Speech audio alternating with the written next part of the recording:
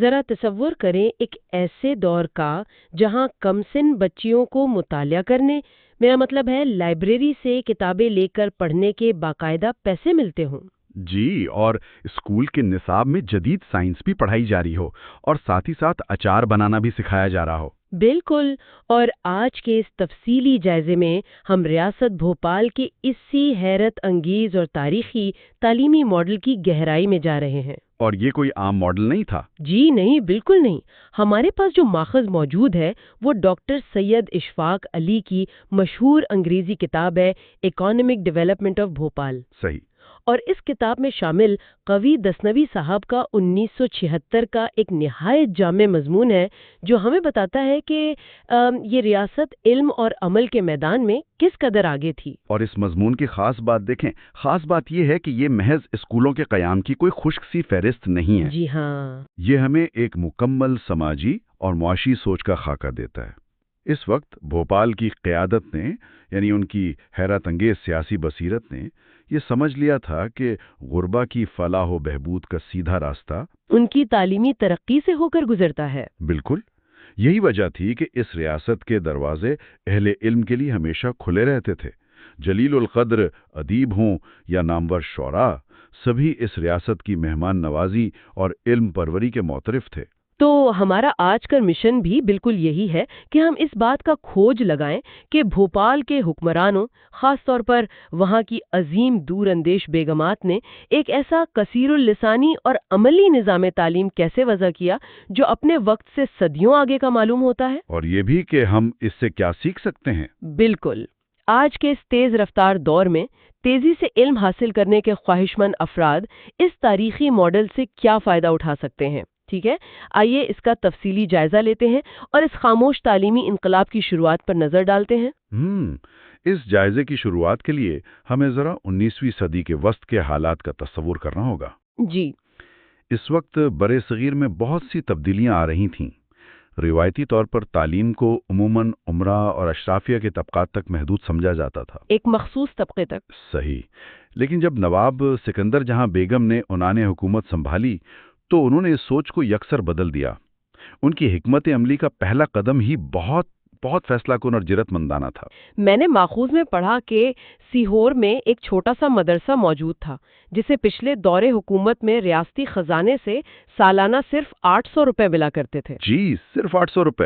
اور نواب سکندر جہاں بیگم نے اس چھوٹے سے بجٹ کو اٹھا کر سیدھا 5000 روپے سالانہ کر دیا۔ یہ ایک بہت بڑی چھلانگ تھی۔ 800 سے 5000 تک کا یہ اضافہ اس دور کے معاشی حالات کے حساب سے ایک بہت بڑا بیان تھا۔ یہ دراصل اس بات کا عملی اعلان تھا کہ ریاست اب تعلیم کو کوئی ثانوی کام نہیں سمجھ رہی، بلکہ ایک بنیادی ذمہ داری کے طور پر لے رہی ہے۔ انہوں نے ایک اور فیصلہ کیا جس نے ریاست کو جدید دنیا سے جوڑ دیا۔ انگریزی کی تعلیم والا فیصلہ؟ جی ہاں، انہوں نے انگریزی کی تعلیم کو لازمی قرار دے دیا۔ انگریزی کو لازمی قرار دینا، وہ بھی 19ویں صدی کے وسط میں، جب برصغیر کے کئی حصوں میں اس زبان کو لے کر سماجی اور ثقافتی ہچکچاہٹ پائی جاتی تھی۔ یہ ظاہر کرتا ہے کہ وہ دنیا کے بدلتے ہوئے رجحانات سے پوری طرح واقف تھیں۔ وہ جانتی تھیں کہ عالمی سطح پر ابھرتے ہوئے نئے تقاضوں کا مقابلہ کرنے کے لیے جدید زبان پر عبور کتنا ضروری ہے۔ بالکل۔ لیکن ان کی یہ سوچ صرف بجٹ بڑھانے یا احکامات جاری کرنے تک محدود نہیں تھی۔ وہ اس بات کو یقینی بناتی تھی کہ ان کے احکامات پر عمل بھی ہو رہا ہے۔ اس حوالے سے ایک واقعہ جو ماخذ میں درج ہے وہ بہت دلچسپی کا حامل ہے۔ ایک دفعہ بیگم مشرقی اضلاع کے دورے پر تھیں۔ انہوں نے دفتر میں بیٹھ کر محض رپورٹیں وصول نہیں کی، بلکہ وہ خود گراؤنڈ پر گئیں۔ جی، وہ خود ایک اسکول کا معائنہ کرنے پہنچ گئیں۔ انہوں نے وہاں لڑکوں کا باقاعدہ امتحان لیا، ان کی قابلیت کو پرکھا، اور ان کی کارکردگی دیکھ کر موقع پر ہی 500 روپے کا انعام عطا کیا۔ موقع پر ہی؟ جی، جب ریاست کی اعلیٰ ترین قیادت اس طرح زمین پر اتر کر علم کی سرپرستی کرتی ہے اور طلباء کی حوصلہ افزائی کرتی ہے تو پورے معاشرے میں ایک واضح پیغام جاتا ہے کہ ریاست کے نزدیک قابلیت اور علم کی اصل قدر کیا ہے۔ بالکل صحیح۔ لیکن ان کے اقدامات میں جس چیز نے میری توجہ سب سے زیادہ کھینچی وہ لڑکیوں کی تعلیم کے حوالے سے ان کی اختراعات تھیں۔ 1870 میں قائم ہونے والا سلیمانیہ گرلز اسکول ایک ایسا ادارہ تھا جس نے نئی راہیں کھولیں۔ جی، اس اسکول میں اردو اور فارسی کے ساتھ انگریزی پڑھانا بھی لازمی کیا گیا۔ یہاں جو بات مجھے حیران کرتی ہے وہ اس وقت کے سماجی حالات ہیں۔ یہاں جو بات سب سے زیادہ حیران کن ہے وہ یہ ہے کہ اس وقت کی سخت سماجی روایات کے باوجود کم سن بچیوں کو باقاعدہ اسکول میں داخلہ دیا جاتا تھا۔ اور امتحانات بھی ہوتے تھے۔ جی، سال میں 2 مرتبہ باقاعدہ امتحانات منعقد ہوتے تھے۔ لیکن اس پورے ماڈل کا سب سے دلچسپ حصہ وہ تھا جسے ہم آج کل ترغیبات یا بیہیورل اکنامکس کرتے ہیں۔ ہاں، اس کتابوں والے نظام کی بات کر رہے ہیں آپ؟ بالکل۔ عام طور پر ہوتا یہ ہے کہ بچے کو انعام میں کوئی کتاب دے دی جاتی ہے اور اکثر وہ کتاب کسی الماری کی زینت بن کر رہ جاتی ہے، لیکن یہاں ایک پوری معاشی سائنس استعمال کی گئی۔ ذرا اس کی تفصیل میں چلتے ہیں کہ یہ نظام کام کیسے کرتا تھا۔ یہ نظام بہت مہارت سے ڈیزائن کیا گیا تھا۔ جب بچیاں امتحانات میں کامیاب ہوتیں تو انہیں مطالعے کے لیے کتابیں دی جاتیں، لیکن اصل کھیل اس کے بعد شروع ہوتا تھا۔ جی، شرط یہ تھی کہ اگر وہ طالبہ اس کتاب کا مکمل مطالعہ کر لے اور پھر اسے کتب خانے میں واپس جمع کروا دے تو اسے اس کتاب کی پوری قیمت نقد رقم کی صورت میں ادا کی جاتی تھی۔ یہ تو کمال کی حکمت عملی ہے۔ آج کل ہم ایجوکیشن ایپس میں گیمیفیکیشن کی بات کرتے ہیں، یہ تو 19ویں صدی کی گیمیفیکیشن تھی۔ بالکل، ایک ہی وقت میں کئی مقاصد حاصل کیے جا رہے تھے۔ بچی کو مطالعے کی ترغیب مل رہی ہے، لائبریری کا سرکل چل رہا ہے تاکہ وہ کتاب دوسری طالبات بھی پڑھ سکیں، اور سب سے بڑھ کر اس بچی کو جیب خرچ کی صورت میں معاشی فائدہ بھی ہو رہا ہے۔ اور یہ معاشی فائدہ اس دور کی بچیوں کے لیے بہت بڑی بات تھی۔ اس سے ان کے اندر مطالعے کے شوق کے ساتھ ساتھ خود اعتمادی اور مالیاتی آزادی کا ایک ابتدائی احساس بھی پیدا ہوتا تھا۔ ایک طرح کی خود مختاری۔ جی، مزید یہ کہ ان اسکولوں میں طلباء میں مانیٹر مقرر کیے جاتے تھے تاکہ بچپن سے ہی قیادت کی صلاحیتیں پروان چڑھیں، اور باقاعدہ ماہانہ وظائف کا نظام بھی موجود تھا۔ وظائف کتنے تھے اس وقت؟ لڑکوں کو 3 روپے اور لڑکیوں کو 2 روپے ماہانہ دیے جاتے تھے۔ اس کا مطلب ہے کہ ریاست دراصل غریب والدین کو یہ جواز اور سہولت دے رہی تھی کہ وہ اپنے بچوں کو کسی مزدوری پر بھیجنے کے بجائے اسکول بھیجیں۔ بالکل، کیونکہ اسکول جانے سے انہیں کچھ نہ کچھ مالی امداد مل رہی تھی۔ یہ محض تعلیم نہیں تھی، یہ ایک طرح سے تعلیم کے ساتھ جڑا ہوا سماجی تحفظ کا ماڈل تھا، سوشل سیکیورٹی۔ اور پھر جب ہم وکٹوریہ اسکول کی بات کرتے ہیں تو یہ عملی اور معاشی سوچ ایک قدم اور آگے بڑھتی ہوئی نظر آتی ہے۔ یہ اسکول ریاست کی ایک اور کمال کی اختراع تھی جو خاص طور پر یتیم اور نادار بچوں کے لیے مخصوص کیا گیا تھا۔ یہاں آ کر بات واقعی بہت دلچسپ ہو جاتی ہے۔ اس اسکول کی نگران زیب النساء نامی خاتون تھیں اور وہاں اینگلو انڈین اساتذہ بھی پڑھاتے تھے۔ اسکول کے ساتھ ایک ہاسٹل کی سہولت بھی منسلک تھی۔ لیکن جو پہلو واقعی چونکا دینے والا ہے وہ ان کا نصاب تھا۔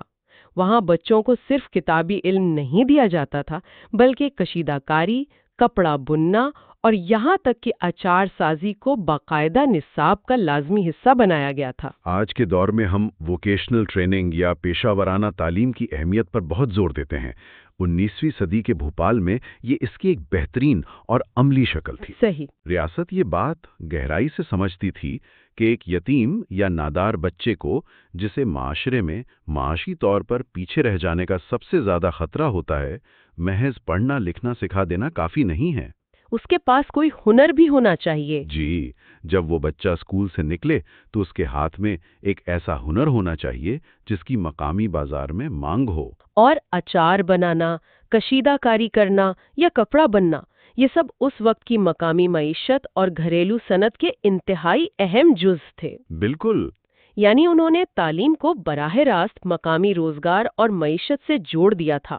اگر ایک بچہ کل کو کوئی سرکاری نوکری نہیں بھی کر پاتا تو وہ ان ہنرز کی بدولت اپنا خود کا چھوٹا سا روزگار شروع کر سکتا تھا۔ یہ ایک بہت پختہ اور حقیقت پسندانہ معاشی سوچ تھی، اور تعلیمی ترقی کا یہ سفر نواب سکندر جہاں بیگم پر آ کر رکا نہیں۔ جی، اس کے بعد شاہ جہاں بیگم کا دور آتا ہے۔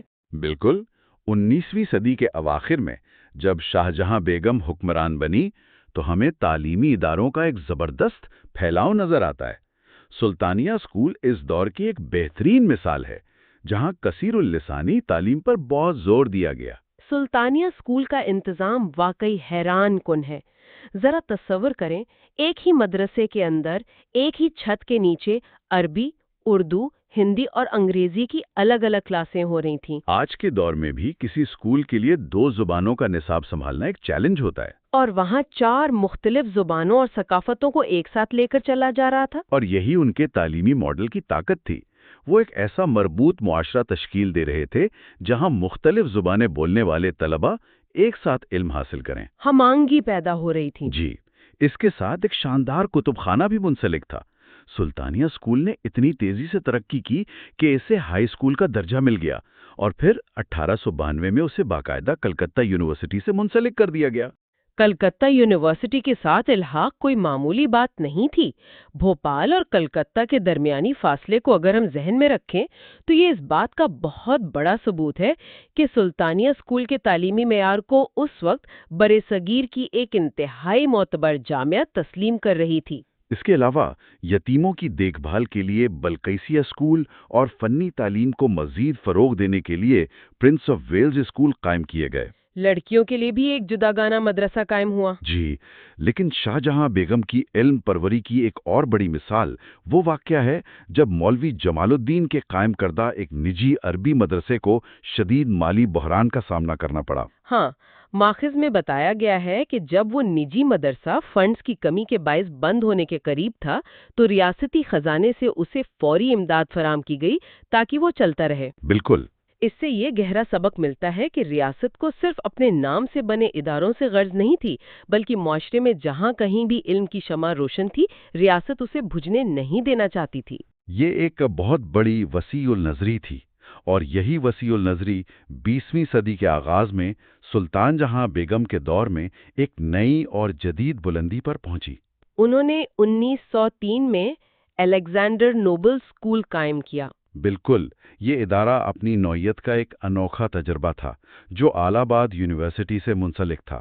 اس کی انفرادیت یہ تھی کہ یہاں مشرقی اور مغربی تعلیم دونوں کو متوازی طور پر ایک ساتھ پڑھایا جا رہا تھا۔ جی، یعنی طلبہ اپنے مشرقی فلسفے، روایات اور زبانوں سے بھی جڑے ہوئے تھے، اور ساتھ ہی انہیں مغرب کی جدید سائنس اور علوم بھی سکھائے جا رہے تھے۔ تو یہ دراصل طلبہ کو گلوبل سٹیزن بنانے کا ایک واضح ویژن تھا۔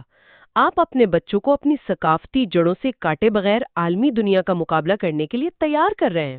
صحیح، لیکن سلطان جہاں بیگم کے دور کی جس چیز نے مجھے سب سے زیادہ متاثر کیا وہ شمولیت یا انکلوزیوٹی کا وہ عملی مظاہرہ ہے جس کی آج کے دور میں ہم اتنی بات کرتے ہیں۔ میرا خیال ہے آپ کنیا پاٹھ شالا کی بات کر رہے ہیں۔ جی بالکل، ایک مسلم اکثریتی ریاست میں ایک مسلم حکمران کی طرف سے خاص طور پر ہندو لڑکیوں کی تعلیم کے لیے ایک الگ اور محفوظ ادارے کا قیام، یہ تو بہت زبردست قدم تھا۔ یہ مذہبی ہم آہنگی، رواداری اور تعلیمی برابری کی ایک بہت طاقتور مثال ہے۔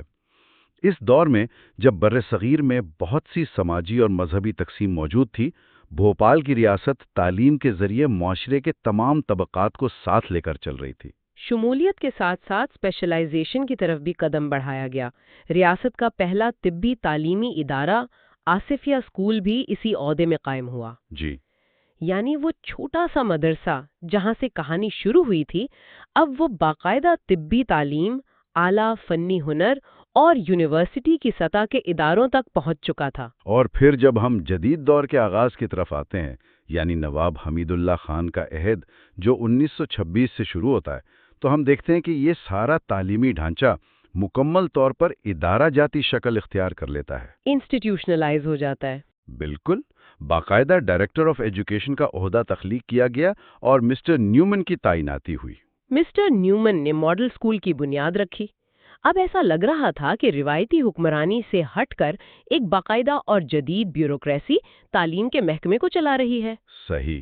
1946 سے لے کر 1957 تک کا جو دور ہے، اس میں تو اعلیٰ تعلیمی اداروں کے بننے کی رفتار انسان کو واقعی حیران کر دیتی ہے۔ اس حیرت انگیز رفتار کی ایک بڑی وجہ یہ بھی تھی کہ دنیا دوسری جنگ عظیم کے بعد تیزی سے بدل رہی تھی اور نئے معاشی تقاضے جنم لے رہے تھے۔ جی، 1946 میں آرٹس اور کامرس کے انٹر کالج کا بننا اور فوراً بعد اگلے سال 1947 میں سائنس کی باقاعدہ تعلیم کا آغاز ہو جانا، یہ ریاست کی جدیدیت کی طرف ایک واضح جست تھی۔ اور حمیدیہ ڈگری کالج جو 1948 میں قائم ہوا، اس نے تو چند ہی سالوں میں انگریزی اور معاشیات کی پوسٹ گریجویٹ کلاسز تک کا سفر طے کر لیا۔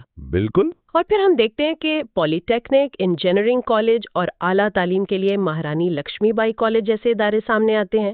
یہ سب حکومتی سطح پر ایک زبردست اور منظم سرمایہ کاری تھی۔ جی ہاں۔ لیکن اس ماخذ میں جو ایک اور پہلو بہت نمایاں ہے وہ یہ کہ اس کہانی میں صرف حکومت ہی شامل نہیں تھی۔ یہ ایک انتہائی اہم نقطہ ہے۔ جب کسی معاشرے کی قیادت علم کی قدر پیدا کر دیتی ہے تو پھر عام شہری اور باشعور افراد بھی اس میں اپنا بھرپور حصہ ڈالتے ہیں۔ بالکل ایسا ہی ہے۔ الحاج ملا سجاد حسین کا ذکر اس ماخذ کا وہ سنہرا حصہ ہے جو آج کے مخیر حضرات اور نجی شعبے کے لیے ایک بہت بڑا عملی سبق ہے۔ الحاج ملا سجاد حسین نے سیفیہ پرائمری اسکول کی صورت میں ایک چھوٹا سا آغاز کیا تھا۔ عام طور پر ہم دیکھتے ہیں کہ نجی سطح پر اسکول بنتے ہیں اور ایک خاص سطح پر آ کر ان کی ترقی رک جاتی ہے، لیکن ان کا قائم کردہ یہ ادارہ تو رکا ہی نہیں۔ اس ادارے کی بتدریج ترقی کی ٹائم لائن اس بات کا کھلا ثبوت ہے کہ جب کوئی فرد سچی لگن اور مستقل مزاجی کے ساتھ میدان میں آتا ہے تو نتائج کتنے شاندار نکلتے ہیں۔ جی۔ 1955 میں یہ پرائمری اسکول ہائر سیکنڈری بنا۔ صرف 3 سال بعد 1958 میں یہ آرٹس، سائنس اور کامرس تینوں شعبوں کے ساتھ ایک مکمل ڈگری کالج بن گیا۔ اور سفر یہاں بھی ختم نہیں ہوا۔ 1966 میں تو وہاں انگریزی، معاشیات اور کامرس کی پوسٹ گریجویٹ کلاسز بھی شروع ہو گئیں۔ جی ہاں۔ 1970 تک آتے آتے یہ ادارہ قانون، تعلیم، سائنس اور آرٹس کے شعبوں کے ساتھ ایک ممتاز تحقیقی مرکز بن چکا تھا۔ ایک نجی پرائمری اسکول کا سفر کرتے کرتے پی ایچ ڈی کی سطح تک پہنچنا یہ کسی بڑے کارنامے سے کم نہیں ہے۔ اور یہ تحقیقی سرگرمیاں محض نام کی نہیں تھیں۔ ماخذ میں خاص طور پر اور بڑی صراحت کے ساتھ ذکر کیا گیا ہے کہ کامرس کے شعبے میں ڈاکٹر محمد شریف خان اور اردو کے شعبے میں ڈاکٹر مظفر حنفی نے اسی سیفیہ کالج سے اپنی پی ایچ ڈی کے اسناد حاصل کی۔ واہ! یہ اس بات کی واضح دلیل ہے کہ ایک فرد کی فیاضی سے بننے والے ادارے کا علمی معیار کس قدر بلند ہو چکا تھا۔ اور ملا سجاد حسین کی یہ فیاضی صرف بھوپال شہر کی حدوں تک محدود نہیں رہی۔ جی ہاں۔ انہوں نے سینوچ جیسے نسبتاً چھوٹے اور دور دراز علاقوں میں بھی لڑکوں اور لڑکیوں کے لیے اسکول قائم کیے۔ بالکل۔ یعنی تعلیم کو بڑے شہر کے مراکز سے نکال کر چھوٹے علاقوں کے دروازے تک پہنچانے کا بیڑا بھی حکومتی کاوشوں کے شانہ بشانہ ایک نجی شہری نے اٹھایا ہوا تھا۔ یہ پوری داستان 800 روپے کے چھوٹے سے مدرسے سے لے کر ایک جدید کثیر اللسانی اور اعلیٰ تحقیقی اداروں تک کا سفر واقعی حیران کن ہے۔ بلا شبہ۔ تو اس سب کا کیا مطلب ہے؟ ہم آج کے اس دور میں اس تاریخی ماڈل سے کیا اہم اور بنیادی نتائج اخذ کر سکتے ہیں؟ اگر ہم اسے وسیع تر تناظر سے جوڑیں تو اس ماخذ سے ہمیں 2 بڑی اور بنیادی باتیں سمجھنے کو ملتی ہیں۔ وہ کون سی؟ پہلی یہ کہ کوئی بھی تعلیمی نظام اس وقت تک حقیقی معنوں میں کامیاب اور دیرپا نہیں ہو سکتا جب تک وہ بے وقت نظریاتی اور عملی نہ ہو۔ صحیح۔ آپ کو کتابوں کا علم بھی چاہیے اور ساتھ ہی وہ ہنر بھی چاہیے جس سے کوئی طالب علم روزمرہ زندگی میں اپنے معاشی حالت کو بہتر کر سکے، چاہے وہ 19ویں صدی میں غریب بچوں کے لیے اچار سازی کا ہنر ہو یا آج کے دور کی جدید فنی مہارتیں۔ یعنی تعلیم کو محض ڈگریوں تک محدود رکھنے کے بجائے اسے براہ راست روزگار، مقامی مارکیٹ اور معیشت سے جوڑنا بے حد ضروری ہے۔ بالکل۔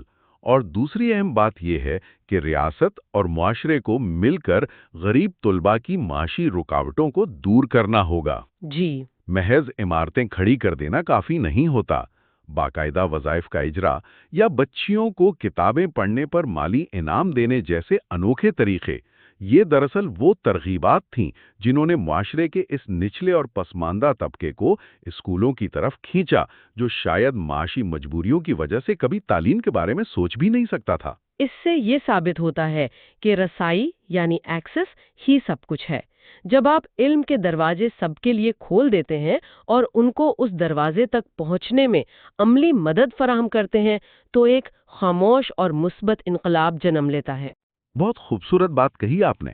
اور جس طرح بھوپال کی قیادت نے زبانوں کا تنوع برقرار رکھا اور شمولیت کا مظاہرہ کرتے ہوئے ہندو بچیوں کے لیے بھی قنیا پاٹھشالہ بنائی، یہ اس بات کا بھی ثبوت ہے کہ علم اور ترقی کسی ایک خاص گروہ کی جاگیر نہیں بلکہ سب کا حق ہے۔ اس سے ایک اہم سوال پیدا ہوتا ہے جس پر ہمیں بطور معاشرہ اور بطور علم کے متلاشی گہرائی سے غور کرنا چاہیے۔ جی بتائیے۔ سوچئے، اگر 19ویں صدی جیسے دور میں بچیوں کو مطالعہ کرنے اور کتابیں کتب خانے میں واپس جمع کروانے پر نقد رقم ادا کی جا سکتی تھی، صرف اس لیے کہ ان میں پڑھنے کا شوق اور کتاب کی قدر پیدا ہو، جی تو آج کے اس جدید دور میں جو معلومات کی بھرمار ہے، ہر طرف سکرینز موجود ہیں، لیکن گہرائی سے کتابیں پڑھنے کا رجحان بڑی تیزی سے کم ہو رہا ہے۔ ہم ایسی کون سی غیر روایتی اور جدید ترغیبات متعارف کروا سکتے ہیں جو نسل نو کے ذہنوں کو دوبارہ علم کے حقیقی حصول اور مطالعے کی طرف راغب کر سکیں؟ ایک بہت ہی زبردست اور غور طلب بات ہے۔ ہمیں واقعی ٹیکنالوجی اور معلومات کے اس طوفان میں نئے دور کے وظائف اور جدید ترغیبات تلاش کرنی ہوں گی تاکہ علم کی وہ گہرائی اور افادیت دوبارہ حاصل کی جا سکے جو کبھی ان تاریخی اداروں کا خاصہ تھا۔ بالکل ایسا ہی ہے۔ آج کے اس تفصیلی جائزے میں ہم نے ریاست بھوپال کی تاریخ، ان کی عملی حکمت عملیوں اور سماجی فلاح کے ماڈل سے کئی قیمتی موتی چنے ہیں۔ امید ہے کہ یہ داستان ہمارے لیے ایک فکر انگیز تجربہ ثابت ہوگی۔ اسی سوچ اور اس نئے سوال کے ساتھ آج کی اس گفتگو کو یہیں مکمل کرتے ہیں۔ علم اور جستجو کا یہ سفر یوں ہی جاری رہنا چاہیے۔